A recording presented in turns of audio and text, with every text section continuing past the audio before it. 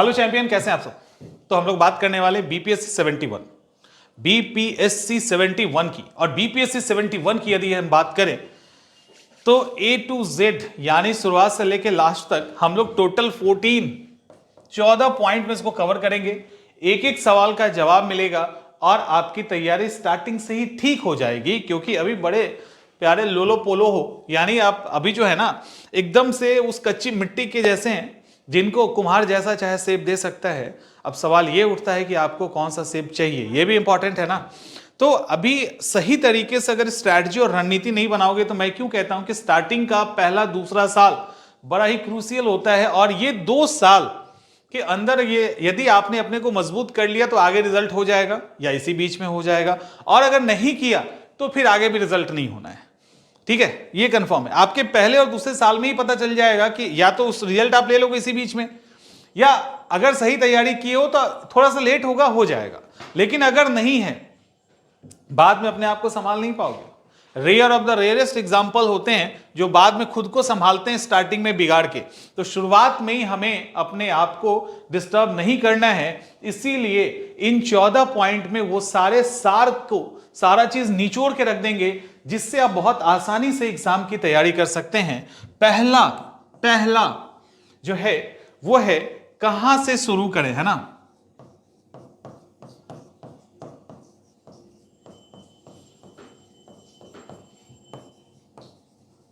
Where to start,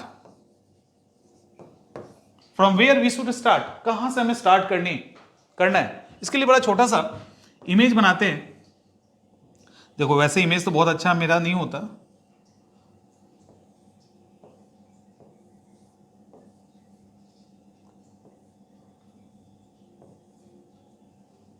वाह बढ़िया है।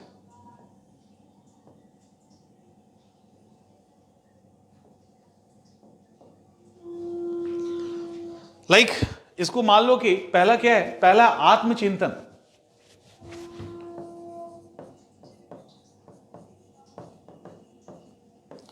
आपको सेल्फ यानी खुद से अपने अंदर झांक के सोचना है, और आपका दिमाग क्या चाह रहा है और आपका दिल क्या चाह रहा है, दोनों के बीच में जब तक कोऑर्डिनेशन नहीं होगा तब तक मुश्किल है। यहां पे एक सवाल है कि क्यों बनना है। सबसे पहला सवाल है कि हमें क्यों बनना है। ठीक है, आईएएस, आईपीएस, एसडीएम, डीवाईएसपी। तो आप इस एग्जाम की तैयारी करना शुरू कर रहे हैं तो क्यों हम कहते हैं कि आत्मचिंतन की जरूरत है। आपको सेल्फ के अंदर झांकना है, आपको अब आत्म के अंदर झांकना है और देखना है कि हमको क्यों बनना है। जब तक ये सवाल का जवाब नहीं मिलेगा ना, आगे बहुत स्ट्रगल है, आगे बहुत परेशानी आएगी, टूटने लगेंगे। उस समय यही सवाल बचाएगा जिसका जवाब आप ढूंढ के रखे हो कि आपको क्यों बनना है। राइट, आपको क्यों बनना है, तो ये जरूरी है। अगर आपको एसडीएम बनना है, अगर आपको डीवाईएसपी बनना है, अगर आपको आईएएस बनना है, तो क्यों बनना है भाई। दिखाने के लिए, हमारे लिए, सोसाइटी के लिए, परिवार के लिए क्यों बनना है, भला करने के लिए या खुद के स्वार्थ के लिए। तो लेट्स सी, उसको देख लीजिए अपने हिसाब से, लेकिन जो भी देखो वो ईमानदारी से देखना, क्योंकि अगर उसके अंदर आपके जज्बात नहीं होंगे, उसके अंदर आपका पैशन नहीं होगा, तो आगे जब बहुत सारे ऑब्स्टेकल आएंगे तो आप हिम्मत हार जाएंगे। और इसी आत्मचिंतन के दौरान आपको यह सोच के रखना है कि जब तैयारी स्टार्ट करेंगे तो बहुत सारे बैरियर्स आएंगे, बहुत रुकावटें आएंगी, तकलीफ आएगा, उसको क्रॉस करना। इसीलिए पहला फेज है आपका खुद के बारे में जानना कि क्या हम ये सारी चीजें झेल लेंगे। क्योंकि आपको लगता है ना कि इंडिया का सबसे बेस्ट या स्टेट का सबसे बेस्ट एग्जाम देने जा रहे हो, सबसे टॉप पोस्ट का एग्जाम देने जा रहे हैं, तो आसान तो नहीं होगा। और जब आसान नहीं होगा तो आगे समस्याएं होंगी। स्टार्टिंग में इजी लगता है, बाद में जाके फंस जाता है मामला। तो वो आपको पहले से जानना है, ताकि बाद में जब फंसो तो आपको पता हो, अरे हमको पता है कि हम फंसेंगे, हमको पता है तकलीफ होगा, और होगा तभी हम क्रॉस करेंगे। राइट, तो ये चीजें जरूरी है। तो कहां से स्टार्ट करें, तो आत्मचिंतन से स्टार्ट करो। आत्मचिंतन से स्टार्ट करो, क्या, क्यों, कैसे, ऐसे सवाल आप खुद से पूछिए। उसके बाद, दूसरा,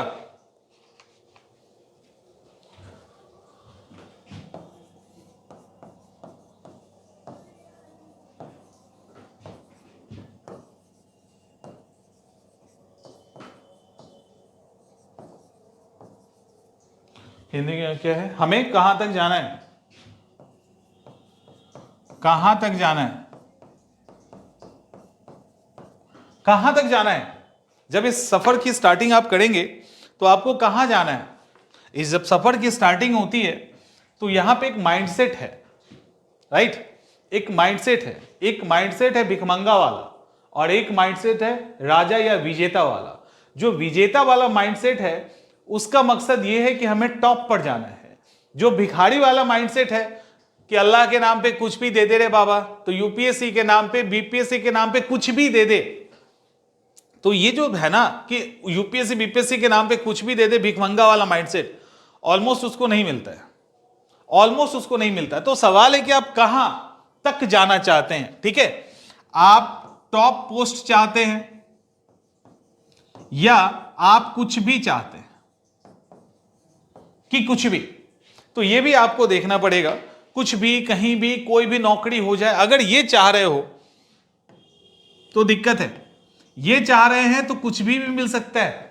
अगर टॉप पोस्ट चाहोगे तो टॉप तो मिलेगा ही, कुछ भी मिल सकता है, लेकिन पहले से ही कुछ भी चाहोगे तो दिक्कत है। और सबसे बड़ी दिक्कत मालूम क्या है?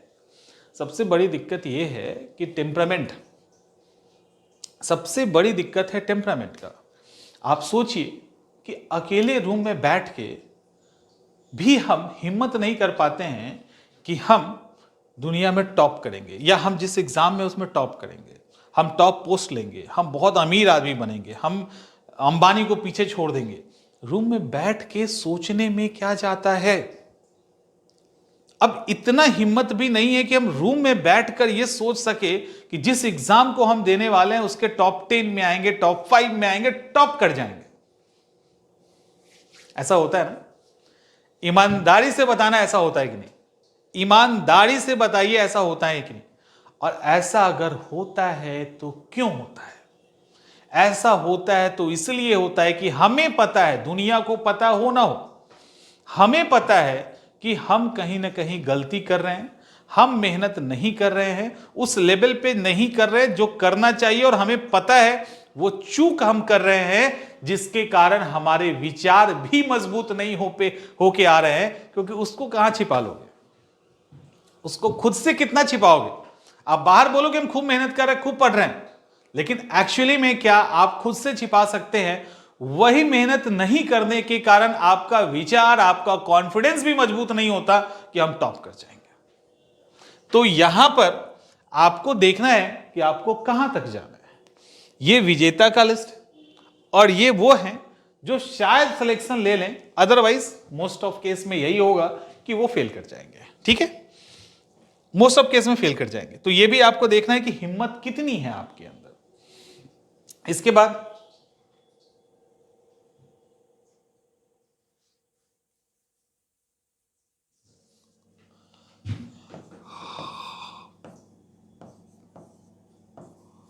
क्या लिखा है, कितना प्रयास करना चाहिए? अच्छा, कहां तक प्रयास करना, कब तक? ओके,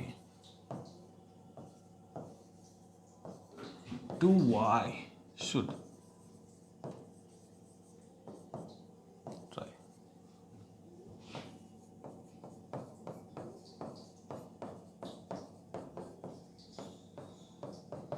कहां तक प्रयास करें, कहां तक प्रयास करें, ये एक सवाल है। कहां तक प्रयास करें?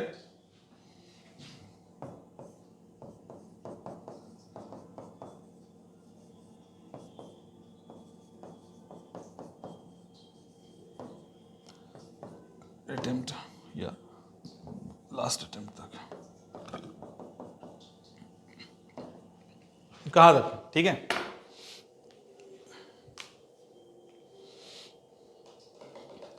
सवाल है कहां तक। ये भी एक सवाल है, ठीक है, कि हम जब अपने सफर की शुरुआत करेंगे, यानी अगर हम बीपीएससी की बात करते हैं तो 21 साल से ये स्टार्ट हो जाता है, और जनरल के लिए 37 है।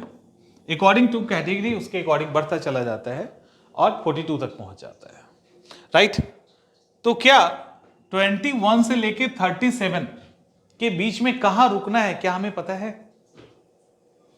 जब बहुत जोश में होते हैं तो हम ये कहते हैं कि ये आखिरी अटेम्प्ट है, पहले अटेम्प्ट को बोलते हैं आखिरी अटेम्प्ट है, खत्म कहानी, बस इस बार तो हम ले ही रहे हैं, कोई कुछ नहीं रोक सकता है, ठीक, अच्छी बात है। कुछ लोग का रहता है कि नहीं, 2 से 3 अटेम्प्ट के बीच में हमें इसको क्रैक कर देना है, वो पर्टिकुलर पोस्ट ले लेना है जिसके लिए हम कोशिश कर रहे हैं। कुछ लोगों के पास टारगेट ही नहीं है, टारगेट ही नहीं है। हाँ लेंगे ना, हमें नौकरी करनी है, करेंगे, चाहे जो हो जाए, अंतिम सांस तक लड़ेंगे, लेकिन नौकरी लेके रहेंगे। 21 से लड़ाई की जो शुरुआत हुई 37 तक पहुंच गया, फाइनली बाहर हो गए, फाइनली बाहर हो गए, ठीक है। और अगर यूपी के कॉन्टेक्स्ट में देखें तो 40 है, कुछ और पीसीएस है वहां 42 है, तो 21 से स्टार्ट किए 42 तक लगे हैं। जनरल कैंडिडेट की बात कर रहे हैं, नहीं होगा, लेके रहेंगे। अब उनको ही पता नहीं हो रहा है, उनको पता है नहीं हो रहा है, ठीक है, लेकिन लेके रहेंगे। देखिए यहां पे लॉक कीजिए कहीं ना कहीं खुद को, और यहां नहीं लॉक कीजिएगा, यहां लॉक करेंगे तो बाहर हो जाएंगे। लॉक का जो प्रैक्टिकल चीजें हैं वो बात करनी है। ऐसा भी नहीं है कि बस एक ही अटेम्प्ट देंगे, उसी में हम कर लेंगे, नहीं होगा तो छोड़ देंगे, ये भी सही नहीं है। 2 से 3 अटेम्प्ट में लॉक कीजिए कि मतलब पहले अटेम्प्ट में हम नौकरी तो ले ही लेंगे, बाई चांस नहीं हुआ, जैसे एसडीएम लेना था नहीं हुआ, आईएएस बनना था नहीं हुआ, तो हम 2 से 3 अटेम्प्ट में वो चीज लेके हट जाएंगे। और नहीं भी होता ना तब भी हट जाएंगे, समझ में आ रहा है, नहीं भी हो, ये एक्चुअल में ऐसे ही रियल सोचना है ये, कि नहीं भी होगा तब भी छोड़ देंगे। ये नहीं कि हम दूसरे को बोल रहे हैं नहीं होगा तो छोड़ देंगे, मन ही मन क्या हो रहा है कि नहीं, अरे करेंगे ना, छोड़ेंगे थोड़ी ना, तो वो क्या करेगा, आपको कमजोर करेगा। रियली में लॉक कीजिए टाइम, और ईमानदारी से लॉक कीजिए, दिल और दिमाग के कोऑर्डिनेशन के साथ लॉक कीजिए कि लॉक, हम इसका 3 अटेम्प्ट देने वाले हैं, 3 अटेम्प्ट में हुआ तो हुआ, नहीं तो हम बाहर हो जाएंगे। तो इस तरह से लॉक कर दीजिए, समझ में आ रहा है, लॉक करना जरूरी है। तो अटेम्प्ट लॉक करो, कहीं तक बहुत दूर तक नहीं जाना, ऐसा भी नहीं कि इतनी दूर तक पहुंच जाए कि पूरा जीवन निकाल दे। और ये बहुत ही दुखद होता है जब पूरा लाइफ निकल जाता है एक एग्जाम के कारण। इसके बाद चौथा है आपका, हर पॉइंट हम डील करने वाले हैं, रूटीन कैसे बनाएं, ठीक है, रूटीन कैसे बनाएं, how to make routine, routine कैसे बनाएं। तो इसको हम आवर्स में डिवाइड कर सकते हैं, इसको हम, आप इसको डायरेक्ट ही लिख देते हैं, स्टडी, रिमेंबर, नोट्स, और क्या, मेमोराइजिंग ना, मेमोराइजिंग नोट्स, PYQ, टेस्ट,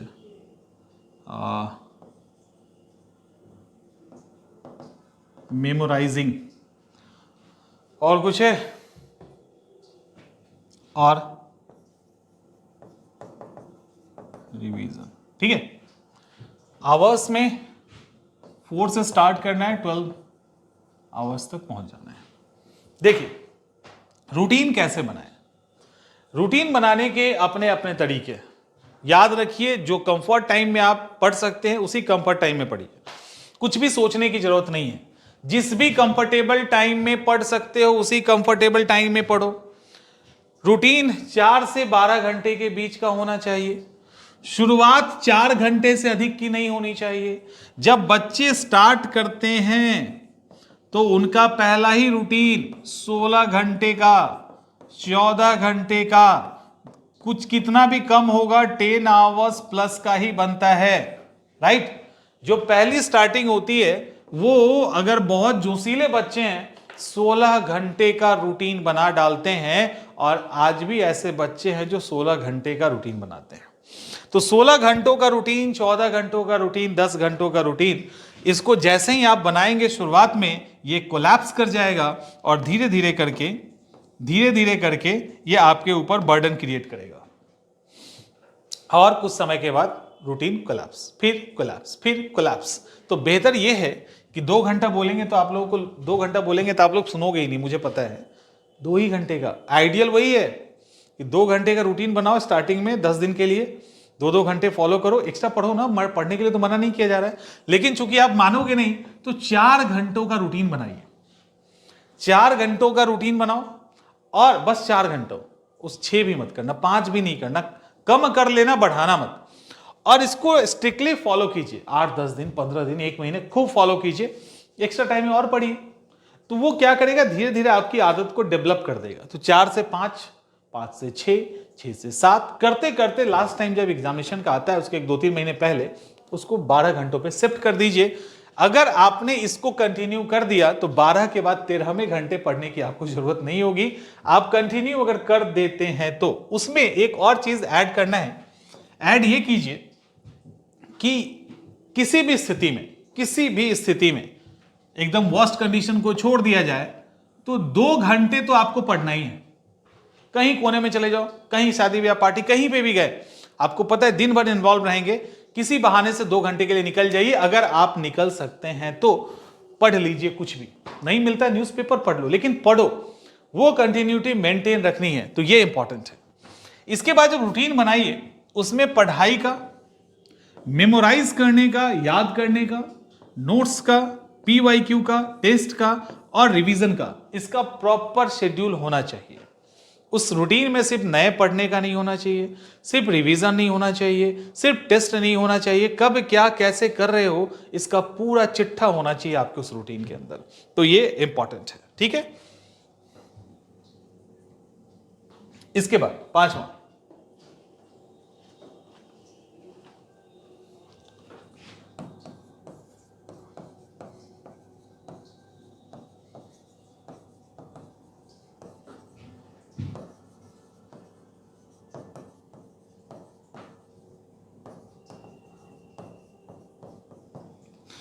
है कि एक विषय पर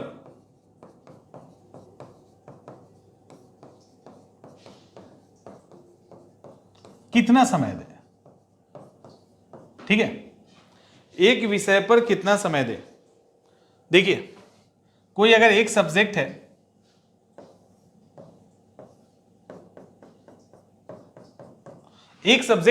तो उस एक सब्जेक्ट पे आपको हार्डली, मुश्किल से 20 से 30 डेज देना है, 20 से 30 दिन। 20 से 30 दिनों में उस सब्जेक्ट को समाप्त कीजिए, कोई भी दुनिया का सब्जेक्ट हो, history, polity, geography, economics, science, फाइंस, जो भी है सब। हिस्ट्री का 3 पार्ट है, वो अलग बात है, साइंस का 3 पार्ट अलग बात है, तीनों का अलग अलग। 20 दिन से ज्यादा एक सब्जेक्ट पे नहीं देना है, 20 से 30 दिनों से ज्यादा, मैंने मैक्सिमम हो गया 30 दिन, उससे अधिक की जरूरत ही नहीं है, उतने में आप उसको समाप्त कीजिए, ठीक है। 20 से 30 दिन नोट्स भी पढ़ लेना है, रिवीजन भी कर लेना है, सब्जेक्ट के किताब को भी पढ़ लेना है, उसके पीवाईक्यू को भी पढ़ना है, उसके एमसीक्यू को भी पढ़ना है, मेंस से रिलेटेड कंटेंट भी तैयार करना है। मतलब निचोड़ लेना है 20 से 30 दिन में, हवा हवाई की बात नहीं कर रहे हैं, ठीक है। अब एक सब्जेक्ट को पढ़ोगे, अगर हम मान लेते हैं 50 पेज अगर आप पढ़ रहे हैं, ठीक है, 10 दिन में 500 पेज, आपका किताब 800 का हो सकता है, तो और लगा लीजिए 15 दिन, 750 पेज, उससे ज्यादा नहीं, उससे ज्यादा का कंटेंट नहीं होता किताब में। तो 15 दिन 50 पेज के हिसाब से अगर कंटिन्यू पढ़ते हो तो, राइट, उसके बाद फिर नोट्स कीजिए, रिवीजन कीजिए, ये सब मिला दीजिएगा ना, तो आप 20 से 30 दिनों में एक सब्जेक्ट को समाप्त कर देंगे। एक से ज्यादा सब्जेक्ट समाप्त होगा वैसे, क्योंकि आप जब पढ़ोगे तो आप सिर्फ पढ़ रहे होगे, फिर फोन, रील्स, दुनिया, ये सब नहीं करना है, राइट। तो ये है, और क्या है,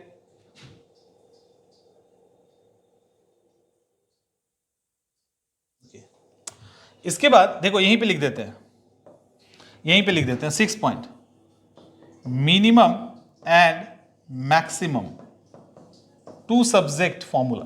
2 सब्जेक्ट, देखो मिनिमम और मैक्सिमम आपको 2 सब्जेक्ट साथ में लेके चलना है, 2 सब्जेक्ट। सवाल है वो 2 सब्जेक्ट क्यों साथ में लेके चलना है। वो 2 सब्जेक्ट आपको इसलिए साथ में लेके चलना है क्योंकि जब एक सब्जेक्ट को कंटिन्यू करोगे तो मोनोटोनस हो जाता है, वो लंबा समय खींच लेगा, वो लंबा खींच ही लेगा, और तब भी आपका पूरा तैयारी नहीं पूरी नहीं होगी, क्योंकि आप बोर होने लगेंगे। इसीलिए जरूरी है कि उसके साथ साथ, ठीक है, उसके साथ साथ ये जरूरी है कि आप अपनी तैयारी, समझिए इस बात को, इसके साथ साथ जरूरी है कि आप अपनी तैयारी को के अंदर 2 सब्जेक्ट को ऐड करें, एक सब्जेक्ट मुश्किल, एक सब्जेक्ट आसान।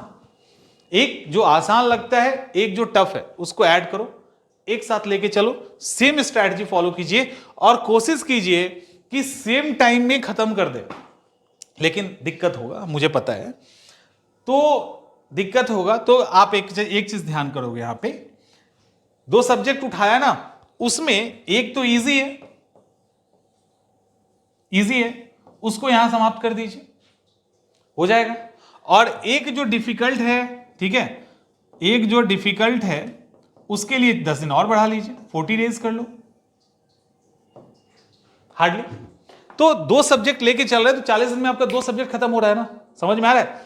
जो इजी है उसको इसके अंदर खींच लिए, जो हार्ड है उसको थोड़ा बढ़ा लिए। जब ये समाप्त हो गया तो एक और सब्जेक्ट उसकी जगह पे डाल दिए, इजी वाला। हार्ड खत्म हुआ तो उसकी जगह पे एक टफ जो आपके लिए डिफिकल्ट है उसको डाल दिए। तो इस स्ट्रैटेजी के साथ आप आगे बढ़े, ठीक है। 6 हो गया।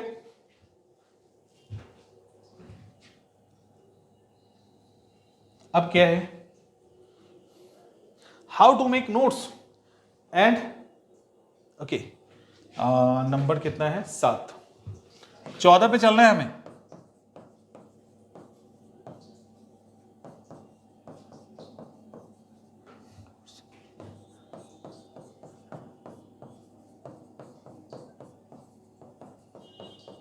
नोट्स कैसे बनाएं,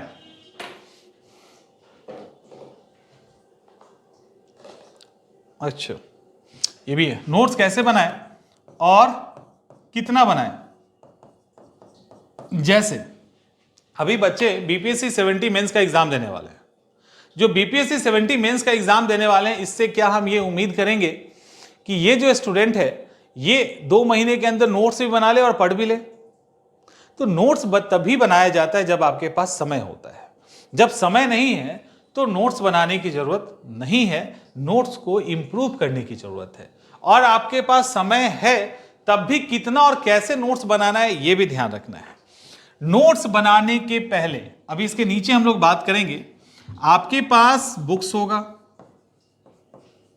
प्लस आपके पास नोट्स होना चाहिए। आपका नहीं, अलग इंस्टीट्यूट का, अलग संस्थान का कम से कम 2 नोट्स होना चाहिए। अभी डिस्कस करेंगे इसको। जब पूरा पढ़ लो ना, क्योंकि आजकल ऐसे नोट्स आ रहे हैं ना जो अपने आप में पूरा तैयार रहता है, अपने आप में। जैसे हम नोट्स देते हैं तो वो तैयार ही रहता है एक तरह से, उसमें आप चाहो तो अपने हिसाब से कुछ ऐड कर लो। तो ये जो नोट्स है, ये जो किताब है, इसको पहले पढ़िए, बड़े भरपेट पढ़िए आराम से। जब पढ़ ले, समझ में आ जाए, नोट्स वोट्स पढ़ ले। इसके पहले एक बनाया था ना, 20 से 30 दिनों में सब्जेक्ट समाप्त करे। 20 से 30 दिनों में जो सब्जेक्ट समाप्त करने की बात है ना, उसमें किताब और नोट्स जो आप पढ़ोगे तो उसमें नोट्स मत बनाना, ठीक है। आराम से पढ़ लो, समझ लो, याद कर लो, पीवाईक्यू सब कर लो। अब क्या करना है, अब क्या करना है, जब आप कर रहे होंगे ना तो आपके पास जो नोट्स है जो आपने मार्केट से खरीदा, सबसे पहले इस नोट्स को इंप्रूव करो, ठीक है। इसको इंप्रूव कीजिए, इसमें कोई कमी है दूर कीजिए, जो भी है इसको करके, इसको ठोक पीट के इसको ठीक कर लो। अब जब इसको ठीक कर लिए ना, अब लगा कि नहीं ये ठीक है, अब यहां से नोट्स बनाइए।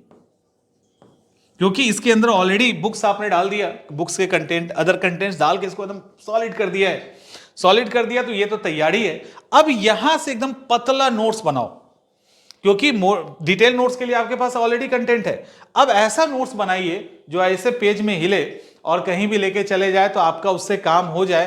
किताब है नहीं, नोट्स नहीं है, मोबाइल नहीं है, वो खाली अब 10 पेज 20 पेज खींचो, उसको पढ़ लो, तब भी आपका काम हो जाए। ऐसा नोट्स बनना चाहिए, वो यहां पे आपका हो जाए, राइट, क्लियर। तो ऐसे नोट्स बनाना, ये नहीं कि एकदम पूरा सब, एकदम हर एक सब्जेक्ट का हर एक पॉइंट का नोट्स नहीं बनाना है। जब हमारे पास ऑलरेडी इतने अच्छे अच्छे नोट्स हैं तो हम हर एक चीज को क्यों, हर चीज में क्यों दिमाग लगाएं और मेहनत करें। हम उसको इंप्रूव करेंगे, हम ऐसा नोट्स बनाएंगे जो बिल्कुल सिर्फ हम ही को समझ में आए। उसको नोट्स तुम मार्केट में बेच भी दो ना, किसी को दे भी दो ना, कोई चुरा भी लेना तो उसको समझ में ना आए, वो आपका पर्सनल नोट्स होना चाहिए। वो बनाइए लास्ट में जब सब हो जाए तब, राइट। अब क्या है, okay, problems in between. 8 number problems in between, बीच में आने वाली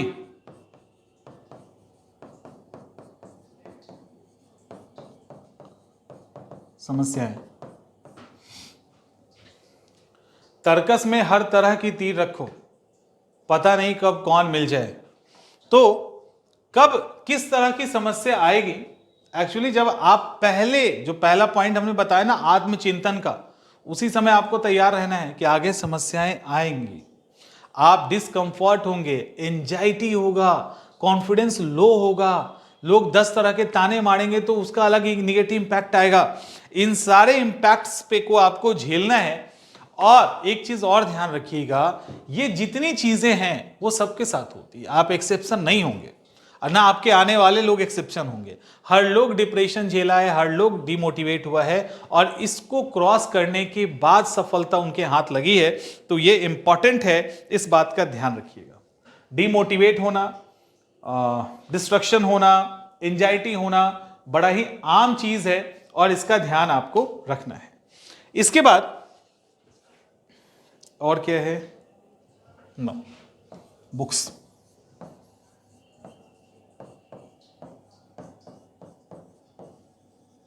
बुक्स एंड नोट्स। देखिए, नोट्स आपके पास 2 होना चाहिए, किसी भी संस्थान का, जिसका आप लेना चाहे, 2 संस्थान का, एक का नहीं। और बुक्स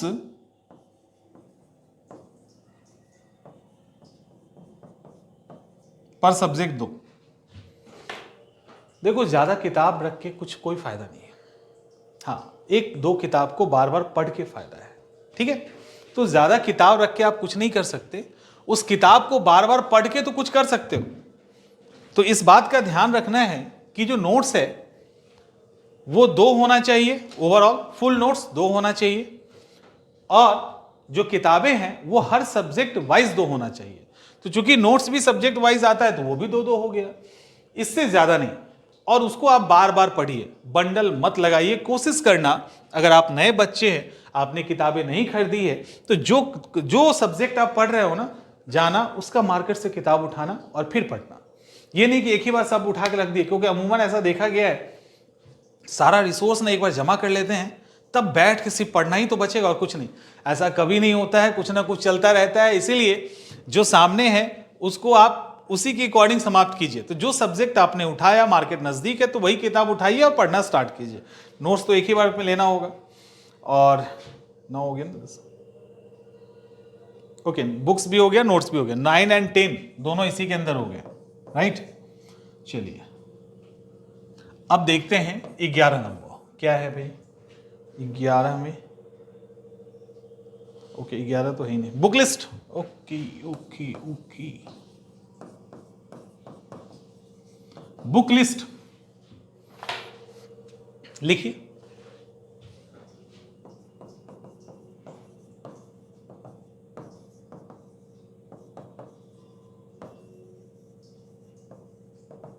तीन किताब देखो, एंशिएंट और मिडाइवल के लिए एनसीईआरटी,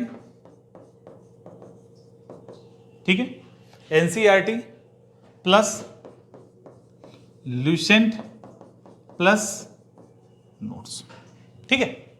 एनसीईआरटी, लुसेंट और नोट्स।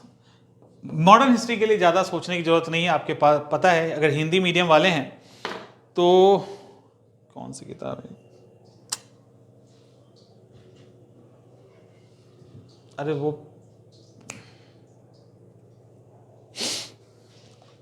प्रीलिम्स के लिए कौन सी किताब है?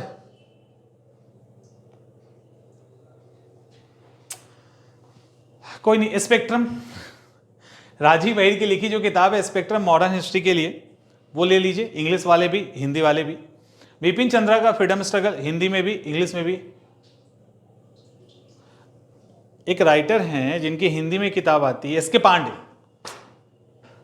एसके पांडे मॉडर्न हिस्ट्री के लिए, प्रीलिम्स के लिए जो हिंदी मीडियम वाले हैं वो ले लीजिए, और बाकी जो इंग्लिश मीडियम वाले हैं वो उसको चले जाइए स्पेक्ट्रम के साथ। स्पेक्ट्रम आपको भी लेना है, हिंदी वाले आपको भी लेना है, तो उससे आपका काम हो जाएगा। ज्योग्राफी की बात करें तो एक एटलस लीजिए, कोशिश करना कि ब्लैक स्वान का जो आता है, ओरिएंट लॉन्गमैन आता है ना, ओरिएंट लॉन्गमैन, उसका ले लीजिएगा, और नहीं तो ऑक्सफोर्ड है उसका ले लेना। इंग्लिश हिंदी में कुछ तो है नहीं, जगह का सिर्फ नाम होता है। प्लस NCERT, खासकर 11th एंड 12th का, 11th एंड 12th। और महेश वर्णवाल की एक किताब आती है, महेश वर्णवाल की किताब आती है इंटीग्रेटेड ज्योग्राफी, ठीक है, कॉम्प्रिहेंसिव ज्योग्राफी। कॉम्प्रिहेंसिव ज्योग्राफी जो किताब है उसके अंदर इंडिया एंड वर्ल्ड दोनों है, प्लस नोट्स, ठीक है, प्लस नोट्स। तो इससे आपका काम ज्योग्राफी का हो जाएगा। पॉलिटी में, पॉलिटी के अंदर कुछ खास नहीं है, एम लक्ष्मीकांत प्लस नोट्स काफी है, इतना काफी। हिस्ट्री जो है पॉलिटी हो गया। इकोनॉमिक्स, इकोनॉमिक्स के लिए PD यानी प्रतियोगिता दर्पण का एक सप्लीमेंट्री आता है, उस सप्लीमेंट्री को ले लीजिएगा। प्रीलिम्स के लिए बहुत अच्छा है, मेंस के लिए तो नहीं है, प्रीलिम्स के लिए बहुत अच्छा है। हिंदी में भी इंग्लिश में भी है। उसके अंदर टर्म्स को बहुत अच्छे से बताया गया है। और एक टाटा मैग्रो हिल की किताब आई है, अभी हाल ही में आई है, नाम मुझे याद नहीं आ रहा, इंग्लिश मीडियम में है। उसके अंदर टर्म्स को एक साथ कर दिया गया है, वो किताब ले सकते हैं।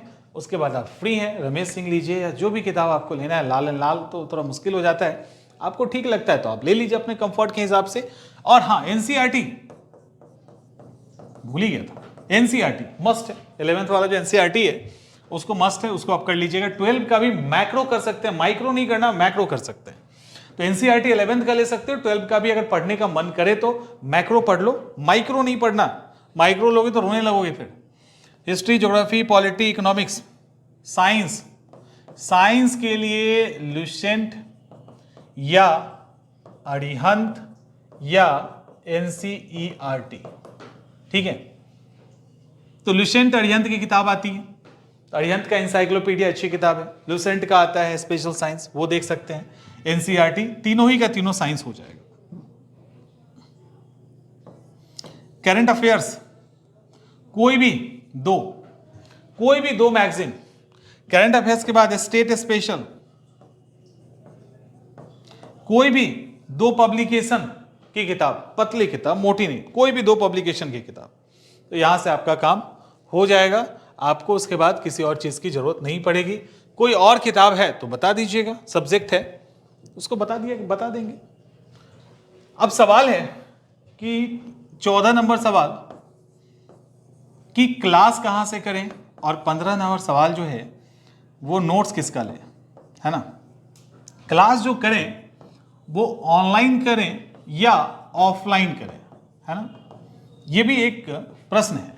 देखिए, क्लास ऑनलाइन और ऑफलाइन की जहां तक बात है, अगर आपके पास इनफ टाइम है, आप बहुत आराम से जा सकते हैं, और 2-4 घंटे आपका चला भी जाता है तो फर्क नहीं पड़ता, इतना लंबा पीरियड है, तो आप ऑफलाइन के साथ बेहिचक जा सकते हैं, कोई दिक्कत नहीं है। आप डिसिप्लिन वाले हैं और समय कम है, या जितना समय है उसमें हम सही तरीके से सिर्फ पढ़ सकते हैं, बस इतना ही अगर हम कर सकते हैं तो आपको ऑनलाइन के साथ जाना चाहिए। क्योंकि जाना आना, फिर बीच में बहुत सारी डिस्ट्रैक्शंस होती हैं, उसके बाद आप जाके क्लास के अंदर जो पढ़ाया जा रहा है, जितना पढ़ाया जा रहा है उतना ही कर रहे हो। ऑनलाइन में आपके पास कई सारे ऑप्शंस अवेलेबल होते हैं, तो वहाँ पे ऑनलाइन फिर इफेक्टिव है। तो ये आप देख सकते हैं। क्लास कहाँ से करें, तो क्लास के लिए तो हम अपना ही वाले बोलेंगे कि CIA के साथ कीजिए। आप हमारे साथ क्लास कर सकते हैं, बेहतर मेंटरशिप, गाइडेंस, क्लासेस, नोट्स, ये सब आपको मिलेगा। नोट्स की बात करें तो नोट्स के लिए ज़्यादा नहीं, CIA। देखो, नोट्स ऐसा नहीं होना चाहिए जो किताब बन जाए, क्योंकि किताब अलग होता है, नोट्स अलग होता है। तो नोट्स को नोट्स जैसा ही आपको मिलना चाहिए, तब तो आपको पता चलेगा नोट्स बनाएंगे कैसे, इसके अंदर क्या होना चाहिए, और इजी वे में कम समय में उसका कैसे आप फायदा उठा लें। तो CIA का नोट्स आप ले सकते हैं, तो इसके थ्रू जा सकते हैं। और एक और तो लेना ही लेना है, तो एक CIA, एक किसी का भी ले लो, जिसका भी लेना चाहें। तो इस तरह से आप एग्जाम की तैयारी कर सकते हैं, है ना।